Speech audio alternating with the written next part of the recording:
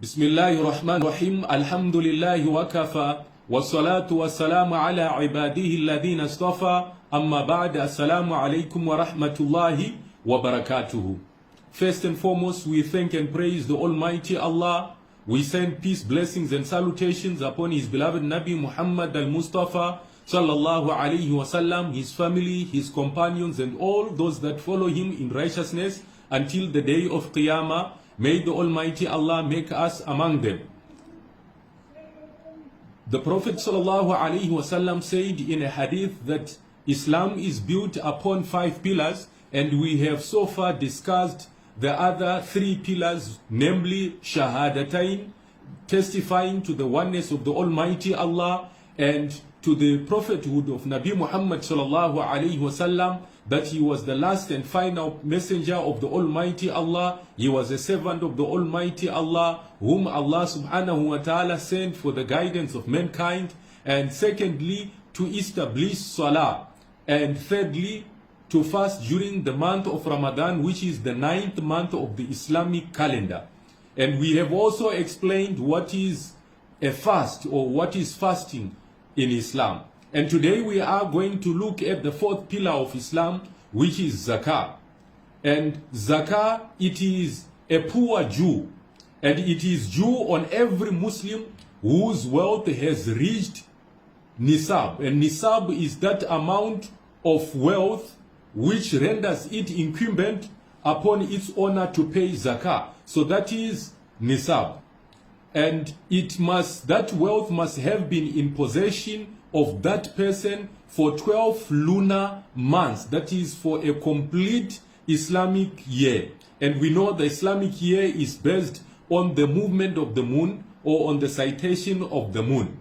And so Nabi Muhammad sallallahu alaihi wasallam mentioned in several ahadith regarding Zakah. And in one hadith he said that Zakah is a great and strong bridge of Islam. And yet in another hadith he said that if a man pays the zakah due on his property, it causes its evil effects to vanish. So there are benefits that are associated with paying zakah. And I can mention about 5 benefits for now. Number 1, there is barakah, and there is blessings in the wealth of the person who pays zakah. And secondly, the person who pays zakah is protected from loss. There is protection from loss. And thirdly, there is safety from calamities. Those that pay their zakah, Allah subhanahu wa ta'ala protects them from different forms and different kinds of calamities. And fourthly, security from 70 misfortunes.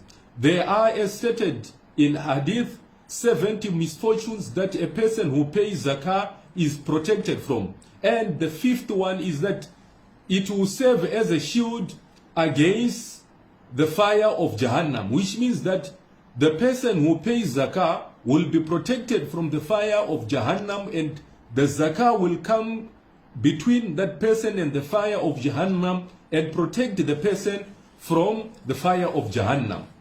And there are different categories of items on which zakah is payable. And the first one is money in the form of cash. And the second one is gold, and that is gold irrespective of its form, whether it's jewelry, it's utensils, it's coins, etc. And the third type is silver, irrespective of whether it's jewelry, it's utensils or coins, whatever the form it is in. And the 4th is merchandise, that is stock or goods that are for trade. And 5thly, it is income from shares or partnership. And number 6 is livestock.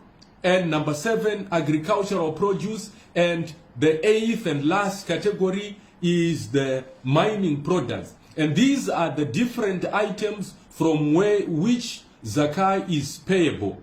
And Nabi Muhammad sallallahu alaihi wasallam made stern warning against non-payment of zakah. And he gave us a warning, and he said that, do you wish that on the day of judgment you be made to wear a ring of fire? And the companion answered, and they said no. And Nabi sallallahu alaihi wasallam said, if you don't wish that, then you must discharge the zakah that is due on your wealth or on your property. So the discharge of zakah, it has got a lot of benefits. Benefits for the one who discharges the zakah, and benefits for those that zakah is being given to.